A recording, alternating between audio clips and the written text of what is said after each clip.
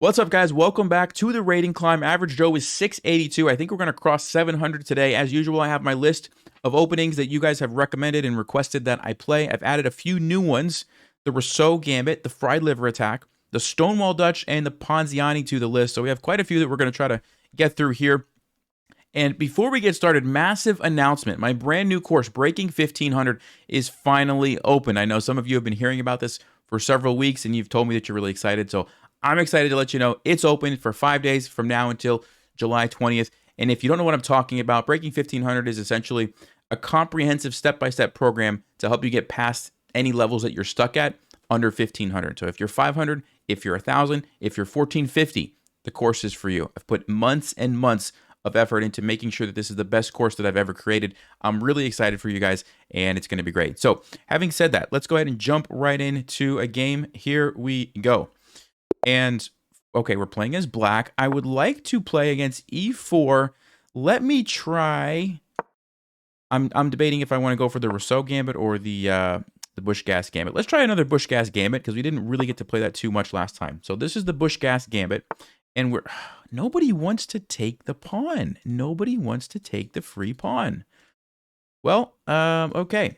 So what am I going to do? Well, I guess we're just going to transpose into Guico Piano. And so here we go. They're going to castle. I'm going to play knight to f6. So we're just developing the pieces at this point. And you always want to watch out for this knight to g5 move because a lot of players, especially at this rating range, like to try to do that.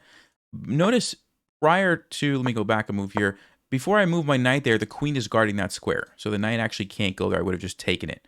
But now that my knight's on f6, they could go here if they want, but I would simply castle, and I add a defender with my rook that way. So we didn't really have any risk of that, but you do want to pay attention. Otherwise, you might find yourself on the black side of a fried liver attack, which is probably not what you want. Okay, so knight c3. We could castle. We also could try. There's another opening here on my list, the fishing pole trap. It's not really an opening. I'm going to try it. Fishing pole trap basically is when you pin the knight here. Yeah, I think I might just ignore this right now and see if we can't go for the fishing pole trap. So fishing pole trap is you pin the knight. So the knight can't move because the queen is there. And a lot of people don't like this. And so they're going to play h3, or some people do, to try to make you move your bishop away. And that gives you the opportunity to play the fishing pole. Oh, here we go. Perfect. So fishing pole trap is h5. Okay. Now, I want to think through a little bit because this knight being on d5 is a little bit different than normal. But let me just think through this. Basically, the idea is we play h5. And if they take our bishop, we take back with the pawn. And we unleash the rook. And then if we have a way to get the queen over there, we can get a quick checkmate. Okay, that's the idea. So the only thing you want to make sure of is, like, let's say they play knight to g5. Yeah, then I would be able to take and jump the queen. Yeah, I think we're in good shape. So I think this is a good time to play it. Sometimes if you can't get your queen over, then you're just losing a piece for no compensation. But in this case, I think we are going to be able to make it work. So let's go ahead with h5, and we will go for the fishing pole trap, I should say, if I get the word. Okay, perfect. They take it. So we're going to take with the pawn. I guess you could take with the knight, but then the problem with taking with the knight is you don't open up the rook, which is a big deal, and you also don't chase away the knight on f3, which is a good defender. So even though the knight's in an aggressive place, it's not going to be nearly as good as this way. Okay, so take with the pawn, open up the rook, attack the knight, and you're either going to get your piece back right away if they let you take it, but most people are going to move the knight somewhere, and then that's when you follow up with getting the queen over here. Okay, this is fine. I don't really care because I can still take with the queen, and guess what? My queen is still going to h4 after the knight moves. Right? Let's say knight e1, queen h4, or knight h2, queen h4. Yep, here we go. So let's just calculate. If the knight takes my pawn, well, then I have checkmate on h1. If the queen takes my pawn, then I have checkmate on h2. And I also have the bishop here stopping the king from trying to run away this way. It doesn't look good for white. It does not look good for white. And in fact, I don't really see any way out of this for them. Rook e1 maybe. Let's see. Gives the king an escape square. Check. Even then, my knight's jumping in. I mean, it's an awful position, right? And I'm going to get my piece back at the bare minimum. So, perfect example of how the fishing pole trap is supposed to work. And at lower level, I mean, I say at lower levels, it works pretty high up the rating ladder because it's very difficult to figure out what to do because you want to get rid of that annoying bishop. So you play h3, but then h5 comes. The important thing is that you don't castle. right? If I was castled here, this wouldn't work because I wouldn't have the rook supporting. So that's the only thing. You have to delay castling a little bit usually, or castle the other side. But yeah, perfect example here of what is supposed to happen.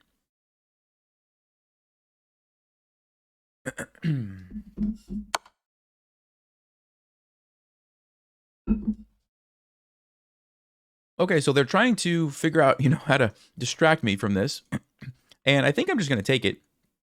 You want to be careful if there's other follow-up checks from the queen or something, but there I would take it. There's no other checks, and so I will just go ahead and take the bishop. Could have even played a move like king f8 and been totally fine as well, because the bishop there doesn't really help white deal with the problem, but I may as well take a free piece if I can, right? There's no risk to me.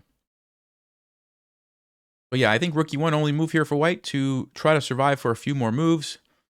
Although I say that, but it also allows this move or this move. Yeah, it's just really bad situation for white. So, there you go. All right. Let's take a look at the game review and see the accuracy here. All right, 59, 86. Not perfect because I think the fishing pole trap's probably not how Stockfish would play, but practically speaking, very, very successful at this rating range, and so I'm glad we got to see that one. Let's jump in to the next game. Goblins flying. All right, so for white, I have, let me see what's on my list here. I wrote it down in a spreadsheet so I can keep track. We have the Ponziani that somebody requested, fried liver attack. Maybe I'll go for a fried liver attack if we can do that here. Okay. So they play the Busch gas gambit against us, and I'm gonna be greedy and I'm gonna take the pawn. I'm gonna take it. Let's see if they know what they're doing here. I think knight c6 is the move. No, knight f6. Okay, I don't think that's. I mean, it does create a threat, so maybe it's not a terrible move. But all right, so let's think through this. So we got a free pawn, but black has a lead in development. And obviously there's a threat here that we do have to pay attention to, right? Because if you imagine if they sacrifice and the knight jumps in, we could very easily get into trouble. So I want to choose my next move very carefully. And I think d4 seems to be really good. Now, why is d4 such a great move? Well, for one, it shuts down that threat. Number two, it's doing it with the tempo, attacking the bishop. And number three, it's letting out this piece and just creating more space and giving me more options. So I get a lot of nice things from playing d4. Yeah, they do go back, okay. And now might be the time to deal with this threat. I'm also debating just bishop c4 to create a counter threat. They're probably going to castle, and I could castle, but then this pawn is still weak. Yeah, so let's actually go knight c3. I think knight c3 is good. Whenever you can develop and defend at the same time, that's usually a good way to do it. Okay, d6. So they're going to chase my knight back. All right.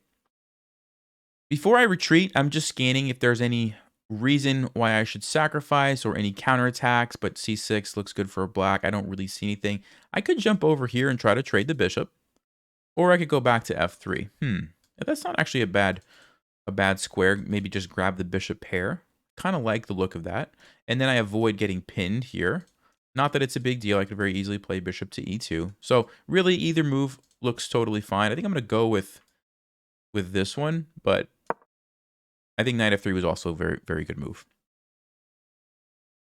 And I do want to keep an eye on the e-file, right? What I don't want to happen is black to castle. Yep, get the rook here before I'm ready for it. So I'm going to be paying attention to that. Now I think I can safely grab the bishop first. So we'll go ahead and trade that. They pretty much have to take me back, and then I can deal with this. Yeah, exactly. So bishop to e2 looks pretty nice. Gets a piece in front of my king, so I don't have to worry about any tricks. Also kind of takes away maybe a natural square that black was trying to go to. That being said, bishop d3 also looks very good, just defends the pawn. And if they do play here, I could always play f3 and gain a tempo, so it's not really a big deal. Bishop c4 also looks good. So I have 3 moves with the bishop. All seem very, playable, very good. So I'm just going to think, what is my long-term plan going to be, and try to choose the one that lines up with that. So long-term, I definitely want to castle. Probably going to bring this bishop either to e3 or g5, maybe g5 to pin. Maybe this knight's going to jump into d5 to put pressure there. So in those situations, where would I rather my bishop to be? Yeah, the only issue is if I put it on d3, maybe I have to worry about this pawn coming under fire. I kind of like the fact that my queen is guarding that. So maybe let's eliminate that and either choose here or here.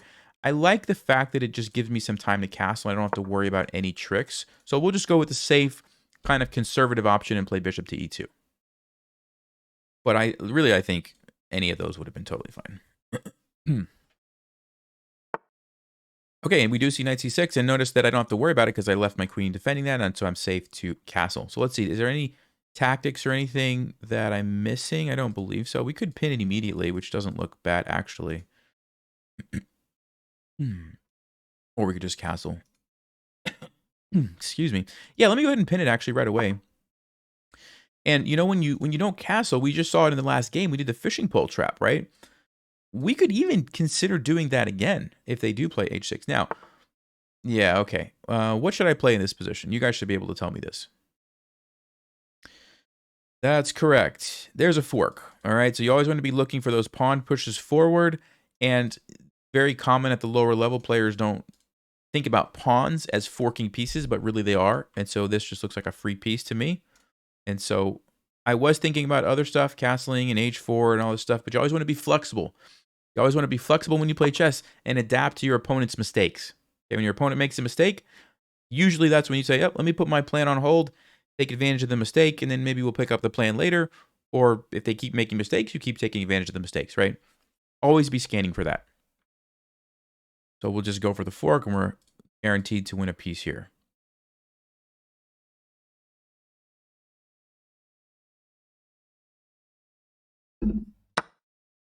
All right, so they do decide to sacrifice. Now, I could take with the pawn and attack the knight, but I think I'm going to take this way.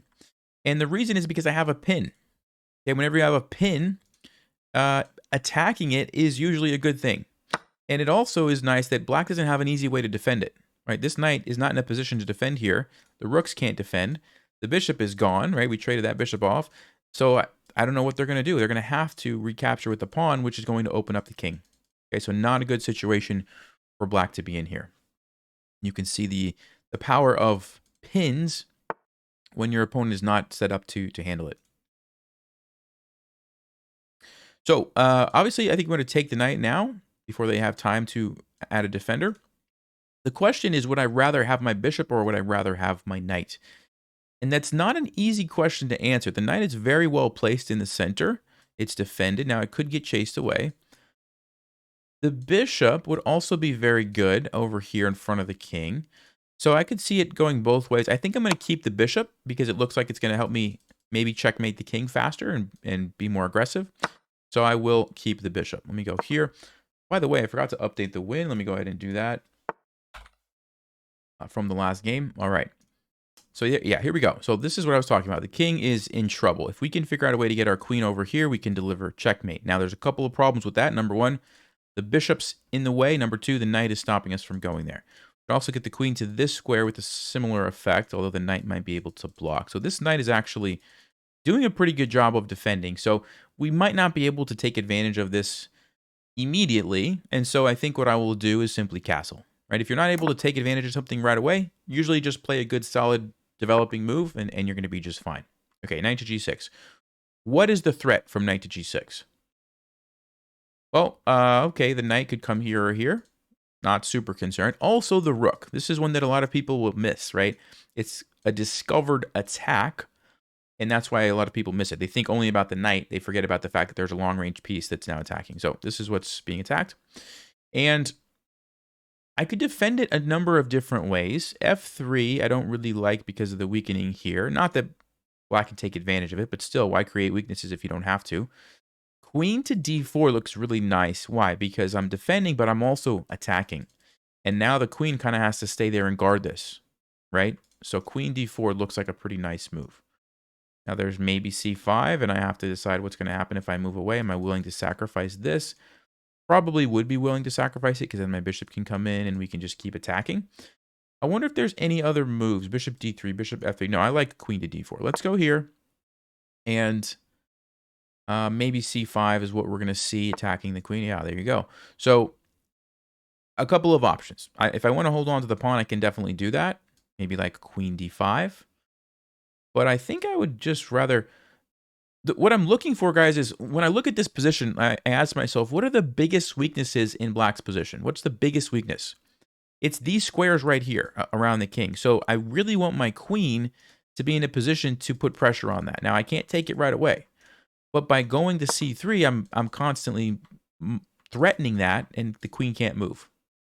If you can tie up your opponent's queen, like that's usually a pretty good thing. And even if they take here, I was going to go bishop d3, maybe get rid of that pesky knight, bring the rooks in, and try to keep attacking. So what should I do here? Well, that was the whole point, right? To keep the queen tied down, and if they move, I'm going to take this, and guess what? Now there's checkmate next move. I don't think black can stop this. Even for one move, I don't think they can stop it. So you can see all this happened. Well, it happened for two reasons. Number one, they got forked by the pawn, so they lost a piece. That didn't help. But then really it was the pin and the fact that they had to recapture that opened up the king. The bishop came in, and then the last mistake that this sort of is going to cost them is allowing the queen to come in as well, right? But you see how I gradually kind of took advantage of those little weaknesses that as they showed up, okay? So, yeah, black has no moves. There's no way to stop the queen from going there. So it'll be game over next move. And while we're waiting, this is a good opportunity. I have an entire module in my Breaking 1500 course. Module 4 is the tactics module. And inside that module, there's like 20-something lessons, and each lesson covers a specific tactic in depth. So, for example, one of them is a pin tactic. And we look at what is a pin tactic, and then we look at 4 different levels, going from beginner, intermediate, master, beginner, intermediate, advanced, and master. And you get to see how it kind of gets more and more difficult each level. And then, like I said, there's 20 different lessons covering all those. There's another one on discovered attacks and discovered checks. And so very, very good. It could have been its own course, really, the tactics module. That's just one module out of like 10 modules in the course. So, all right. So what are we going to do? Do we take the knight? No, of course not. Checkmate is better. So we'll go queen to g7 checkmate. So good game to our opponent. We'll check the game review.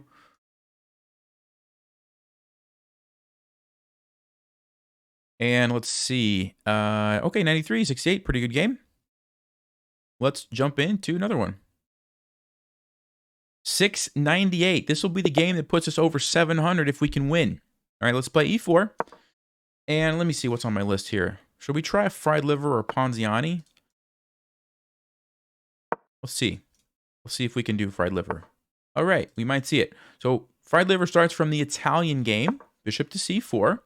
We're putting pressure on here, and the move that we would like to see is knight to f6. This is the move that allows the fried liver attack. Okay, so we'll see if black's going to play that. Very common move. Oh, there you go. So what do you do when you're trying to play the fried liver attack? Knight to g5, threatening a fork.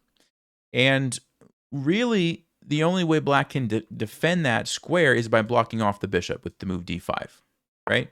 Hey, there you go. I'm really impressed by our opponent, by the way. This is great. 700 chess is awesome. All right. So what do? Well, we take it, because we're trying to clear the way for the bishop. And then, hey, they take us, which unleashes the queen and attacks our knight. This is perfect. I couldn't have scripted this better myself. So, fried liver attack. We sacrifice the knight. We get a fork. Why? Why are we doing this? Because we have a follow-up move, queen to f3 check.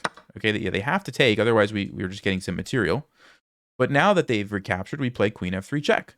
And why is this move so powerful? Well, it's a double attack. It's a fork on the king and the knight, which is already attacked once. So the only move for black, and the best move, is king to e6. Now, this is where this is where I'll be really impressed if our opponent plays it. Wow. So yeah, this is the best move, because you have to hold on to your knight. Otherwise, you just lose your piece and you're still in a bad situation. So what do we do now? Well, I believe we keep attacking, right? So we're going to go knight to c3, just piling on that knight. And now black has to either play knight to b4 or knight to e7. Okay, they have to defend this guy because it's attacked 3 times and it's only defended twice. So knight to b4 or knight to e7 is what black needs to play. I think they're both pretty good. I want to say knight b4 might be a little bit better for black, but they're both similar. This is just a more passive version. This is a more aggressive version, because you're going to be threatening the fork. And it gets really wild if they play knight to b4. So this will be a test. Okay, I was wondering, like, they were playing the best moves. Queen f6 is not the best move, obviously, because the knight is now undefended, and we can simply take our piece back, and we get an attack on the king. So you can see why this is really not a fun opening to play with black. You really have to know what you're doing. You can play it. Actually made a video on the channel a while back where I analyzed a whole bunch of lines, and I was like, you know what? This is actually playable if you know what you're doing, but you have to know these knight b4 lines and stuff. So what are we going to do? We're going to take the knight, obviously. The question is which way? And that might be... Let's see. Definitely queen takes looks pretty good because it forces probably the king to go here. And then maybe we move the queen and we threaten the fork. Bishop takes is also not bad. Maybe following up with another capture here. Knight takes I like. I really like knight takes because of the discover check aspect. Now, it's going to allow a queen trade, but I would be still in a great position. But yeah, I don't really want to allow a queen trade. Well, why do I not want to allow a queen trade? Because I'm attacking the king. I want to checkmate the king, right? That's how you best take advantage of the situation. So allowing a queen trade doesn't seem to make sense. So that means I'm going to eliminate the knight capture, and I'm going to either take with the bishop or the queen. I think we're going to take with the queen. We're going to take with the queen because it just limits all of the king's options and forces them either to come out, which they don't want to do, or to go back to e7. And e7 is an awkward square because you block your bishop, and so I think that's what I want to do. I mean, I guess bishop takes to kind of do the same thing, but then I would still have to deal with the queen trade issue. And so this way I don't have to do that. Okay, king to e7. So we could just castle, get my king to safety. I like that. We could play a queen move. And the reason I would play a queen move is to open up the square because I want my knight to jump in, right, and fork these guys. So both of those look very good. Yeah, castling gets my king to safety. Where would I move the queen to? Maybe queen e4. Just kind of keeping it nice and centralized, keeping the pressure here and threatening that. Now, it is a one-move threat. Maybe it's kind of easy for black to deal with it. So maybe I'm at that point playing a little bit of hope chess. Like I hope they don't see it, right? Or I'm just saying, no, it's just a good move. I just want my knight to be there regardless. Even if they stop the fork, it's still a nice, powerful square for my knight. That's also an idea. So yeah, it's tough to say. Castling looks really good. Even d4 is a move that a lot of times you want to play, but I think I would want to be castled first. So yeah, let me go queen e4. There's not also knight e4 actually is an interesting move. Well, knight e4, where does the queen go? No, I'm going to go queen e4. I like this. Here's what I'm thinking. Even if they stop the fork, this is a really great square for my knight to be, so I'm happy regardless. Okay, so I'm not playing hope chess. I'm just making a threat, and I'm going to follow up with knight d5 anyway, most likely. Still going to castle at some point, but we can do that very quickly if we need to. And we are making very powerful threats, so black doesn't really have time to do anything.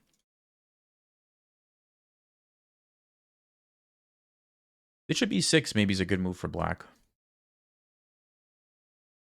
Just trying to get some more pieces into the game. And then they could deal with a threat like that. Although what I might play is bishop d5. They wouldn't be able to take me because of the knight, and then I'm still threatening some other stuff here. That looks pretty powerful.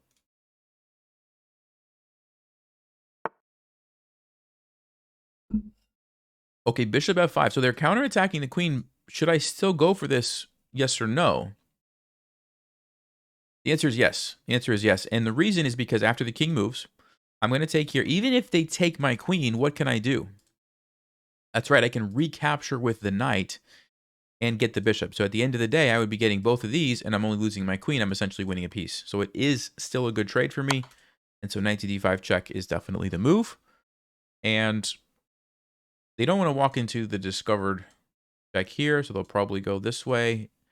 But still, like I said, we take, they take, I take, and I'm up another piece. Or up a piece. Okay, they're not even going to get the opportunity because they do walk into the discovered check.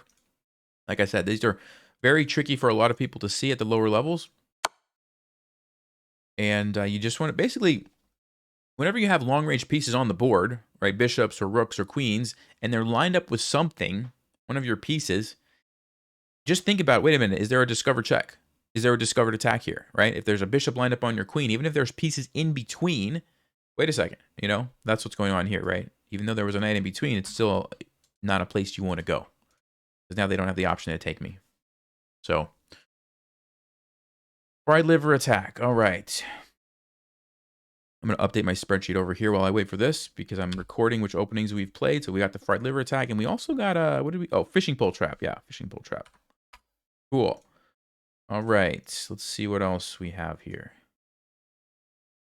Wait, we had one other opening, right? Oh, it wasn't... it was the... What was it? The Busch Gas Gambit, but they didn't really... Yeah, I don't really know what that's classified as, so I'll just leave that off. Okay, so they take the knight. Obviously, we should probably save our queen. And so where exactly is the best square? I could go with the check. Ooh. G5. Then we have to just move back here. Yeah, let's do that. I think that creates some more weaknesses there. Look at the diagonal pieces crisscrossing here. Very nice, right? So black has to choose. Yeah, they choose G5. So let's go back to G3. And I'm ready to castle. Maybe even just play D4 or D3 to immediately attack that weakness. That seems like a pretty good plan as well. So by the way, if you're...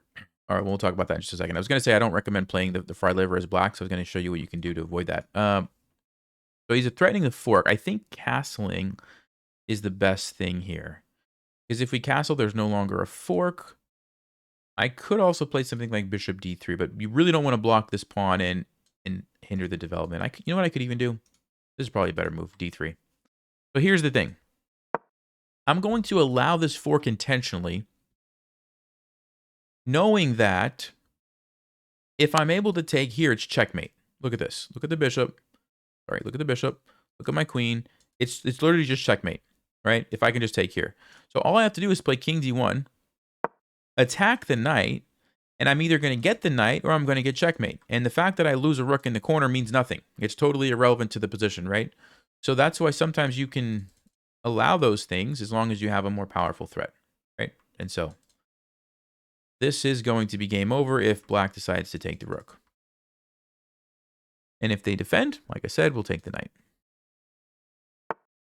Okay, so yeah, I'm really impressed with our opponent's play. I mean, they're noticing some of this stuff, which is very impressive. All right, so we're going to take the knight and keep attacking. Maybe rook e1 to attack this one. Maybe h4. Okay, they do resign. All right, so a good game to our opponent, and I had some mistakes as well, which I'm not surprised. Fried liver is very tricky to play. Game review.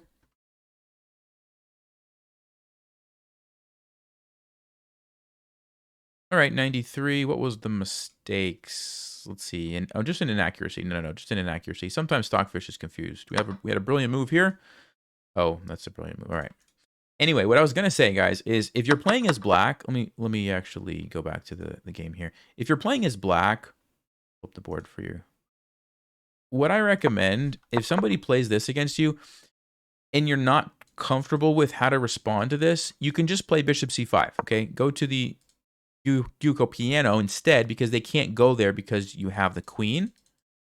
And then after they like castle, if they go here now, you just castle. Okay, you just castle and you're ready to just meet this with this, and you're really happy you've got two pieces. Or the other thing that you can do is, what's the gambit that I recommend here? Is it the Fritz gambit? I think it's called. I did a video recently. You play d5. And when they take, you play knight to d4. Yeah, the Fritz variation. This one's really tricky, okay? The point is a lot of people are like fixated on this idea. They want to take this pawn. They're going to play d6 to unleash the bishop, okay? You take with the queen. You pretend like you don't even see it. They're like, we got him. They take you here. They fork you, but wait, queen c6. Look at this. Look at this. And if they take you here, game is basically over. You take on g2, attacks the rook. They move here. You swing the queen back, check. They don't want to give up their queen because your knight would just take it, so they have to block with the bishop. And then game is over on move 10 with the smothered checkmate. Beautiful, beautiful gambit. So if you haven't seen that video, go watch that one if you want some more details. But I just showed you the line, basically. So that's what I recommend to avoid the fried liver and get into a nice position there. Okay? All right, we crossed 700. Let's keep going. New 10-minute game. And I already updated fried liver. Okay, cool. E4. Okay, so we're going to go with E5. And then should we try Busch Gas again, or should we try... Oh, D4. Okay, well, there's not a whole lot of gambits that I'm aware of against this. I think you just basically have to take the pawn. Queen takes. Okay, the center game. Interesting. So the one drawback of the center game is that you lose a tempo, or white loses a tempo. So we're going to take advantage of that. We're going to bring the knight out and attack. And the best square for the queen, I believe, is e3. So we'll see if, okay, they don't go to the best one. c4, yeah, it seems like an awkward square. It blocks the bishop. Also very easy to be attacked by my pieces, like a knight here or bishop here. So we're going to keep an eye on that. But generally speaking, quick development is how you respond. And any kind of opening where the opponent's queen comes out early, quick development of your pieces and look for opportunities to attack the queen. That's pretty much the recipe for success. So quick development, following the principle of knights before bishops is what I'm going to do. Of course, if they push, I would simply take a free pawn. If they try to pin me, I would unleash the pin with my own queen there in that situation. Okay, so they pin me here. So, obviously bishop to e2 is one move that comes to mind to deal with the pin that way and get ready to castle. Seems very good. But I'm also considering this move d5. And whenever, like I said, the queen comes out, you want to look for opportunities to attack it. So d5, if they take, I could take with the queen, but then they take here. Yeah, we don't really want to allow that, do we? No. Okay, so I'm going to eliminate that from my mind. And yeah, maybe I will just play bishop e7 to break the pin that way. That looks good. So let's go bishop e7. A lot of times d5 is a good strike at the center, and it opens things up, and it's a good move. In this case, I don't think it quite is what I want. Okay, so they take, and I'm pretty sure we take back with the bishop. Obviously, we don't want to double our pawns, isolated pawn, open up our king side. That just makes no sense. So we'll take with the bishop. And we do have a threat immediately on the b2 pawn over there. You can see another reason why knights before bishops. Ooh. So when you bring the bishop out and you leave the knight behind, you get this situation where you can get your rook trapped, which is exactly what we're going to see. So the only thing that I need to be concerned about is, does white have any counterattacks while my bishop is off winning a rook? But I don't think so, because you can't go there and you can't go there. So you can't really bring the knight in. Queen has no support. So I think we can safely snag this and get a rook. Okay, imagine if the knight was here and the bishop was back there, you would never have to worry about that. Another reason, look at my position. Knights before bishops, everything is defended. I am totally fine. Okay, they're still going to go for it, but we already calculated, right? And we knew we could take the knight. So let's just scan. Any reason to not do that? I don't think so. Take the knight. Threatening to come in here, still threatening the rook. And I think white is in trouble here.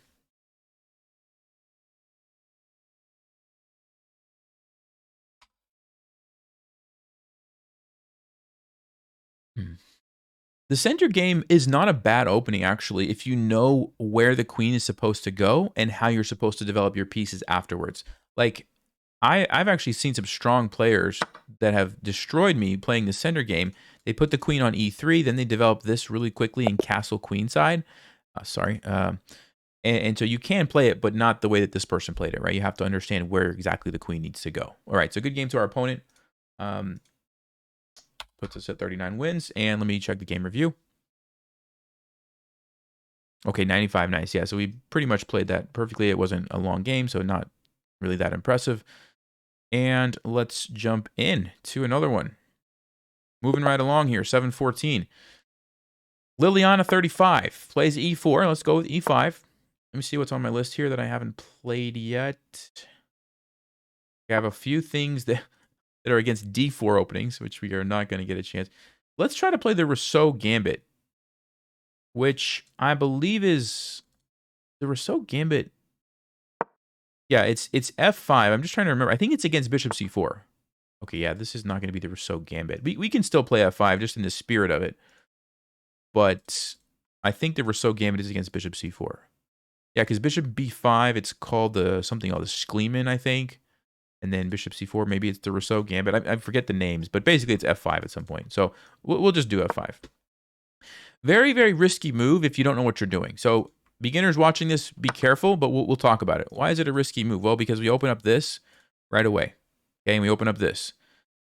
However, if they take, we've cleared one of the pawns, which means we can get a huge, nice, big center, which is why you might want to play this. Okay? The other thing is, the knight on f6 usually does a good job of stopping the queen from coming here. And once you play d5, you also shut down this diagonal, so you kind of are dealing with both of the weaknesses. Like I said, as long as you know what you're doing. So we could play d5 right away. The only move I'm concerned about is bishop to b5, and how do I defend my pawn here? So because of that, I think I might delay that by one move and just play knight f6 first. And then I'm trying to see if we can get white to commit this bishop somewhere else, like maybe bishop e2. Then I would be much more comfortable playing d5 because I don't have to worry about bishop b5 unless white's willing to waste a move. Okay, queen e2 also makes me very happy. Very happy to see that. Why? Because this guy is stuck. Guys, this is a very, very bad thing to do because you want to be able to develop and castle. That's always a top priority. So when you are playing a move that blocks in a bishop, it slows everything down. You can't finish your development. You can't castle quickly. Please do not play moves like that unless there's always exceptions. And the exception would be unless it's like a very powerful pin or it's like the only move that solves a problem, or sometimes there are some openings where you have to, but this is not one. So like this, yeah, it's a threat, but it's a very weak threat, right? I could deal with that in a number of different ways. So probably what I'm going to do is play d6. Yes, this guy's blocked in, but it's not as bad as this. I could still put it on e7 and castle, and just dealing with the threat, I think, is what I want to do. Let me just see if there's any other moves that come to mind. Bishop to b4 takes and castling. Just sort of trying to sneak a rook over and pin the queen also seems very interesting. Or maybe even bishop c5 takes, castles. My opponent's sending me sleepy emojis. Sleepy.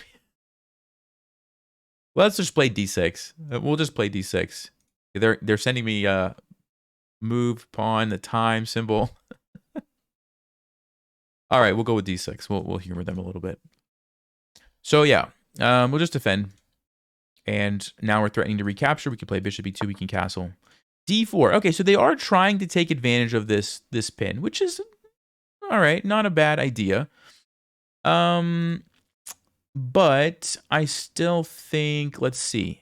Bishop e7, so we can castle. The problem is after takes. If I'm castled and white is not, rook e8 is going to be a very nasty move for them. So that's kind of what I'm thinking. I also could take this. Let's see. Takes. Queen, da-da-da-da. Yeah, I want to go with bishop e7. I want to go bishop e7. I want to make sure I don't have any problems here. And once I get castled, that's really when the dangers start for white. So I think this is the way to do it. So we'll go bishop e7. And this is a pawn sacrifice, right? 1, 2, 3. And I only have 2 defending it. But I don't think it's going to turn out well for white. And so that's why we're going for this.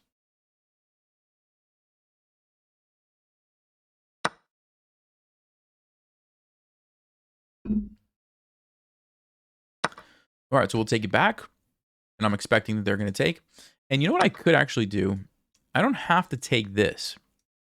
And really, I don't think I want to now that I'm looking at it. Because then I free up the queen, which frees up the bishop, and they can castle it. Just fixes everything for them. So I think I want to leave that. And I'm actually considering this move. Although the queen could move somewhere like d3. No, d3 you can't do because bishop f5. So where would you move your queen to? d2, I could still play bishop f5. Yeah, that seems pretty good. The other option would be maybe just taking here right away. Okay, so bishop takes f5, knight d4 are looking pretty good.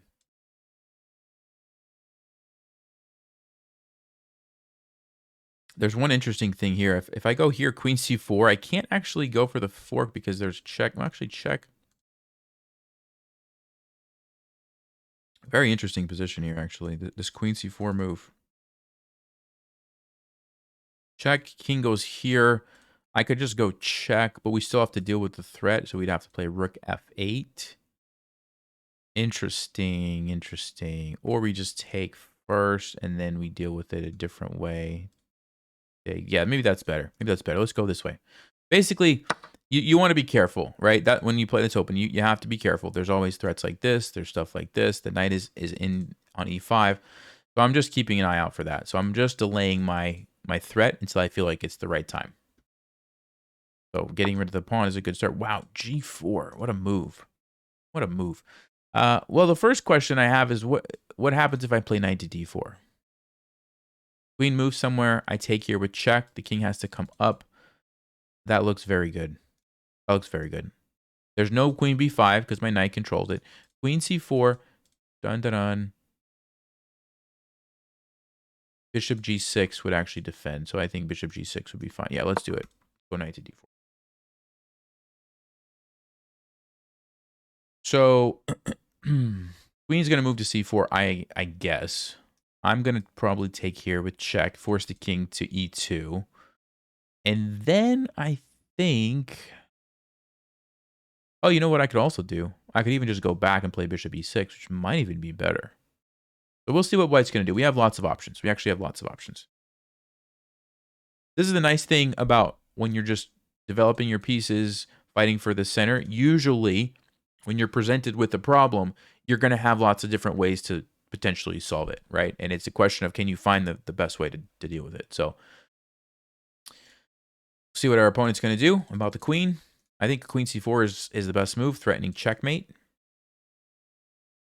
And like I said, I think we will take with check, probably go back, and I'm thinking actually bishop e6, just harassing that queen. Ooh, they go there instead. All right, well, we almost have a fork, but the knight is controlling it. This looks like a nice move. Let's do it with check. Defended by the bishop. And yeah, king to d1. Okay. Of course, we could just take a rook. I'm just trying to think if there's any better moves. Like taking this pawn, but I don't think so. We take the rook, we lose the bishop, though. I don't really want to lose the bishop, so maybe I will just move it somewhere. Oh, I can't go there because this. Yeah, so, Is there a way we can do this without losing the bishop? That's basically the question. Is there a way we can do this without losing the bishop?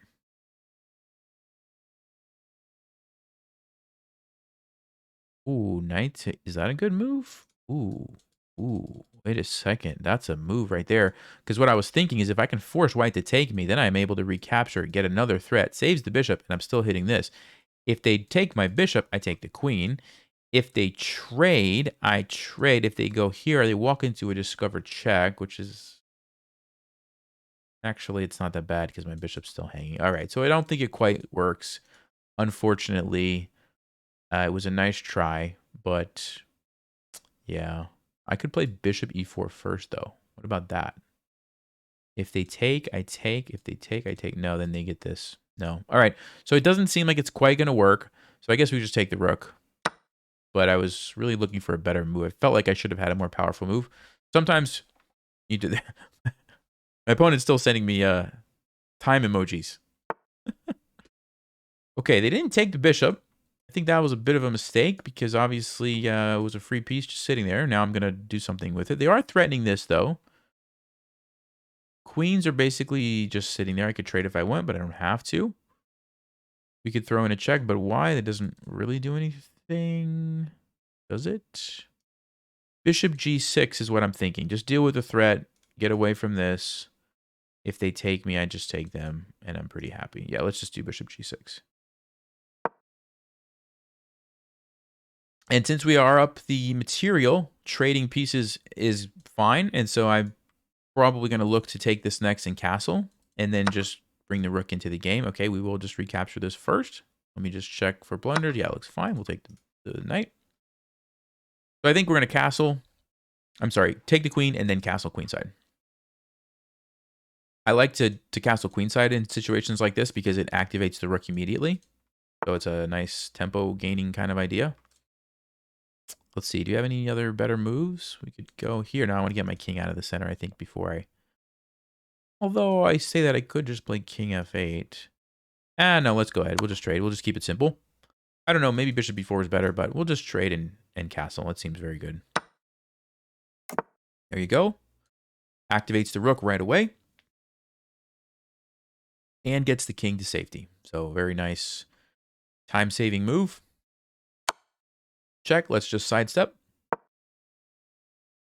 And we do have the pressure here, so that's kind of annoying for white. If they want to get the rook into the game, then my rook will invade on the second rank.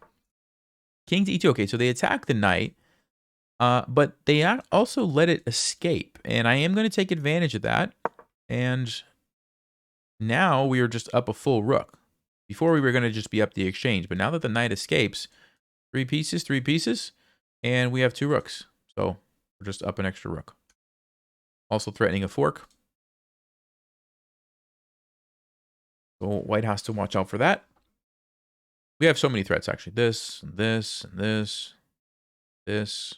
Even moving this bishop somewhere. A knight there doesn't really do anything. Oh, it stops the fork. Okay.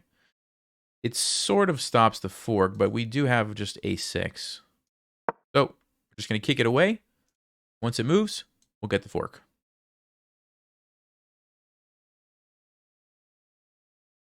There's a sacrifice, but it doesn't really do anything, because if you go check, I'll just block. If you go check, I'll just move somewhere, I guess. Maybe here, maybe here. I don't think it's worth sacrificing a piece, so we're in good shape. Unless we lose on time, in which case I'm sure our opponent will send me lots of emojis. I'm sorry, I shouldn't joke. All right, they move back, so let's go with the fork. Take the bishop.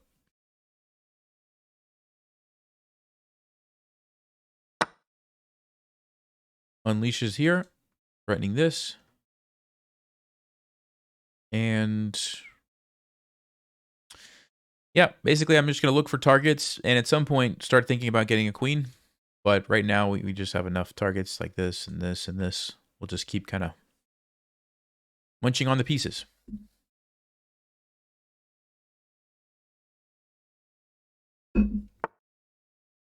Okay, so which piece should I take? Well, the only one that's undefended, I guess. So this guy. Also another fork. By the way, there's a whole lesson on forks in Breaking 1500. And so we'll talk about a lot of those as well. Okay, let's see. Probably just take here. I'm happy to trade because I'm ahead.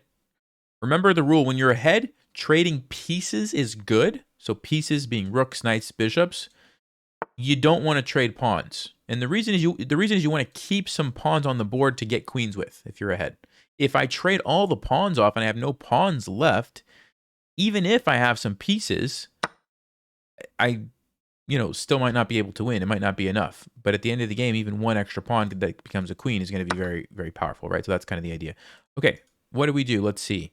We have a threat. How can we add more pieces? Well, bishop here lines up. And we're going to grab the pawn. Let me take it with the check. And we also have a discovered attack here. So let's pay attention. Maybe we have a way to win the rook. Okay. So, yeah, I could go here. And it's a double attack. So it's using the discovered attack, but also creating another attack. So they save the knight, but they don't save the rook. So we'll grab that. And yeah, now I think we finished munching up the pawns, get a queen, and checkmate.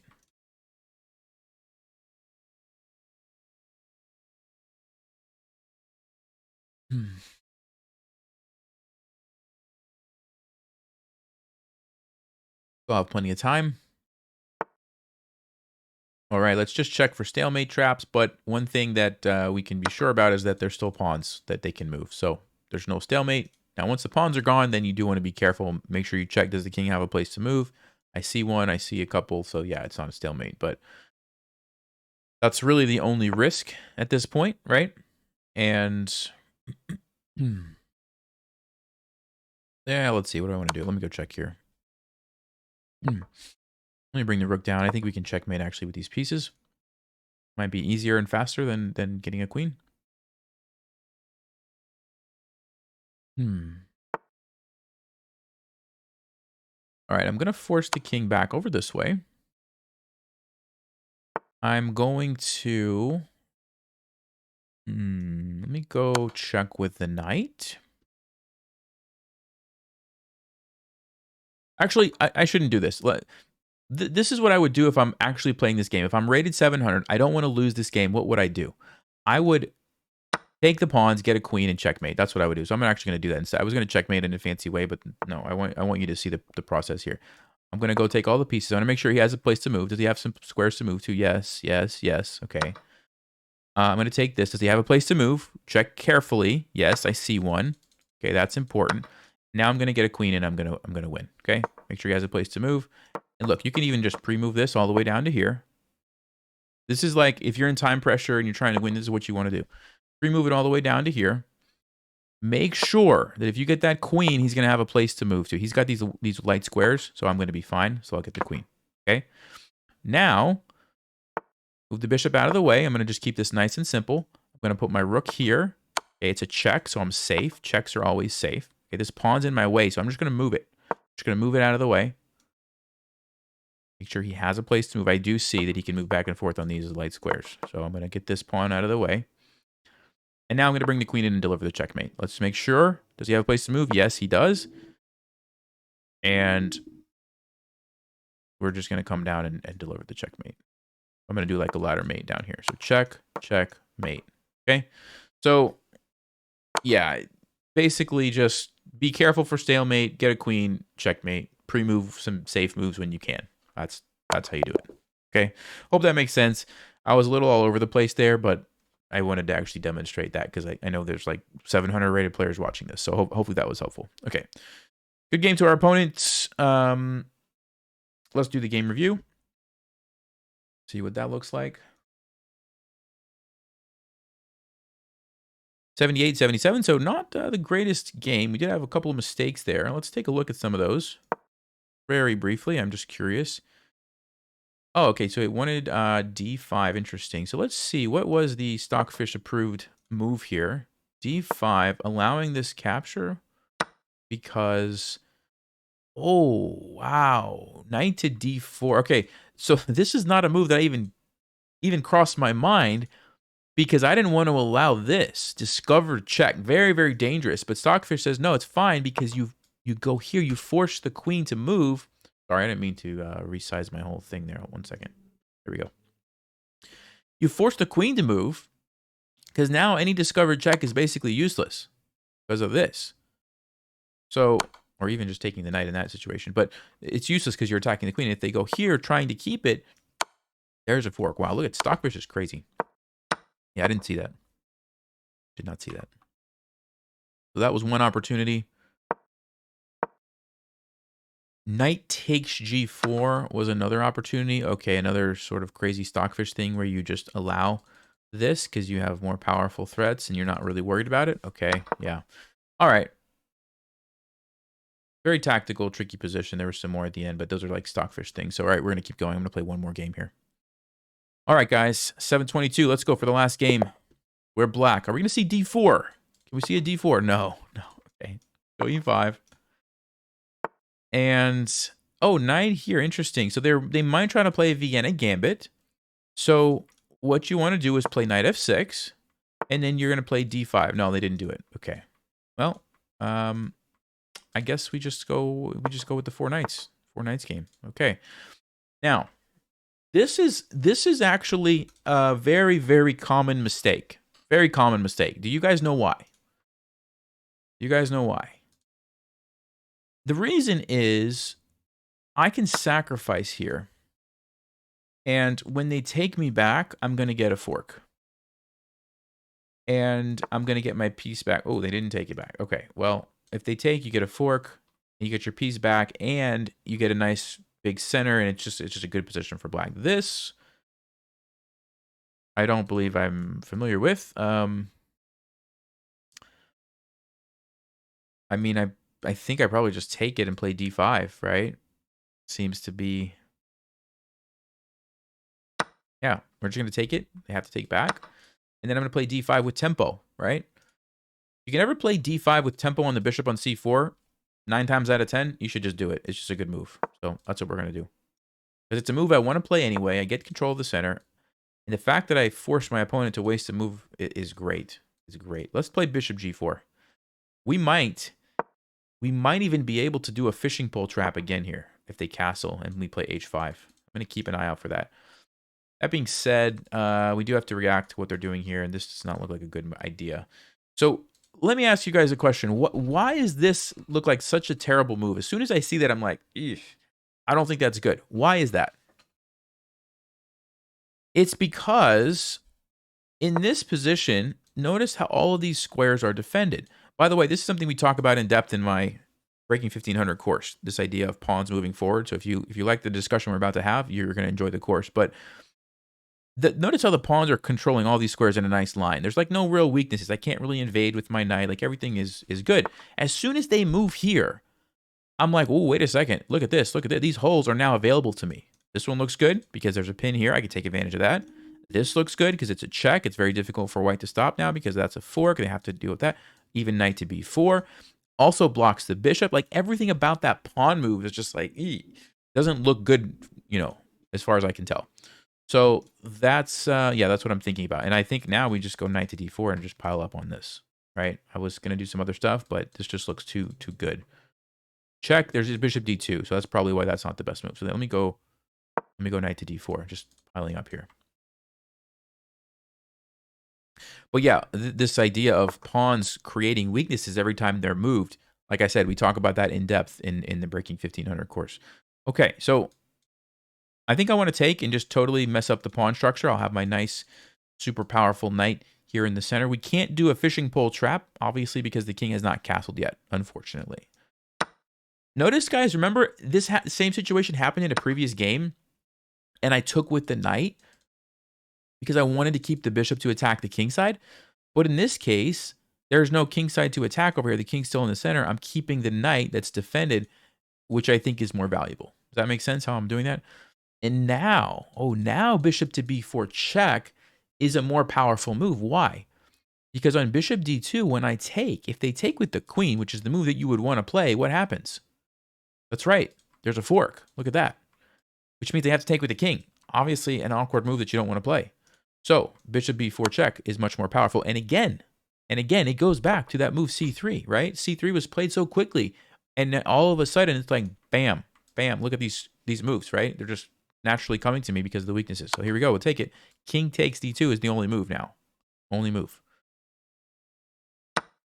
Okay, they do, at least they do see that. So props to our opponent for catching that one.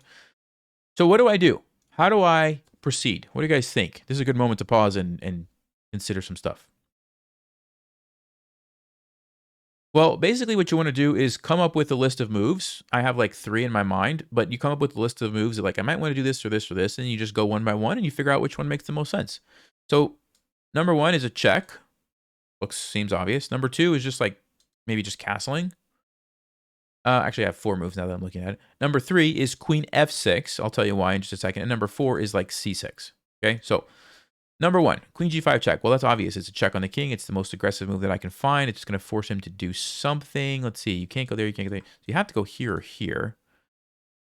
I don't really see a clear follow-up, though, on either of those. So because I don't see a clear follow-up, maybe that's not the best. Queen f6 is a threat here. It's also lining up on the rook. So maybe in some world there's a tactic there. Okay, so that's interesting. But primarily it's threatening like this or maybe going here. c6 is a defensive move, but it's also opening up queen a5 ideas. Okay, that could be useful. And then castling just, gets my king out of the center. But really, there's no risk at the moment. I could probably castle later. There's also this g file. So which one am I going to play? I mean, c6 takes. I really don't think I should waste my time with that. I think queen f6. I think this threat right here is maybe the most powerful that I have. So that's what I'm going to go with. But do you see how I did that, guys? Come up with a list of moves. Go one by one. Try to consider what's most likely going to happen in each situation. And then choose what you think is the best. That's what we do. So I think I'm going to take this. The question is which way. I think I'm going to keep the queens on the board since his king is very, very in danger, Okay, we do have a check. We have 3 checks. But this one looks like a best square because it keeps my knight defended. So let's say check. If the king goes here or here. check on that one, or knight check here. Oof, yeah, I'm going to go. And here, guys, I don't see everything that's going to happen after this, but I see it enough to at least... Oh, you know, there's also e4. But he could just play like rook b1 or something. I think. Although it's interesting because then the follow-up check. Okay, so there, yeah, maybe e4. It almost makes sense to force a move like rook b1 because then when you go check, is that better? I don't actually know. I don't know. Let me just go queen here. I'm not sure.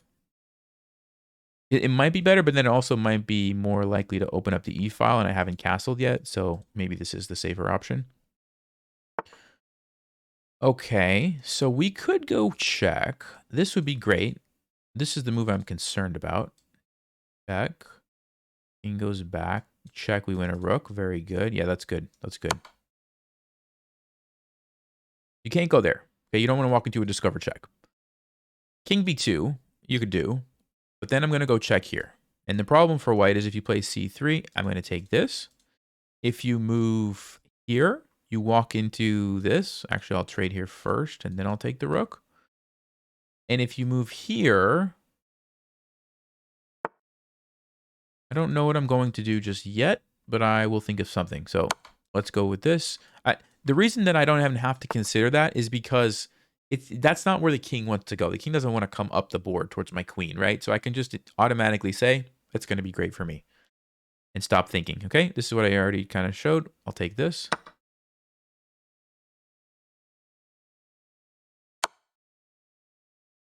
Okay. B5 gains me a tempo. So B5? If I could castle, I would love to castle, but you can't castle and check. So let's go b5. Gain the tempo here on the bishop.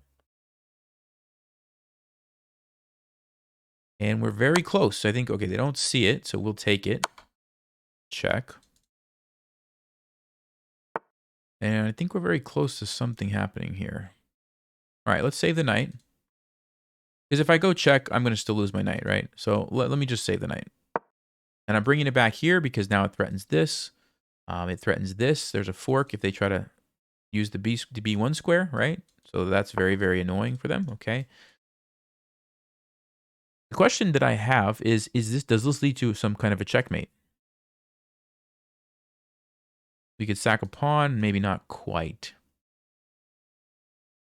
Maybe not quite.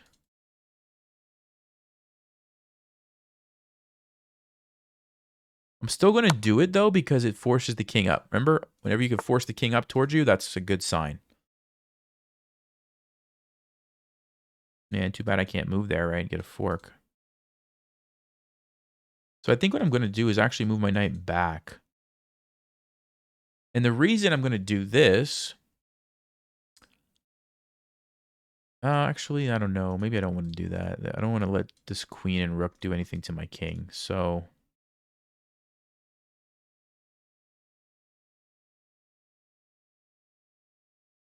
yeah, I'm going to go back here, actually. I'm going to create the discover check. Now, they can just go back, because I didn't really gain anything by doing that. But I was noticing some...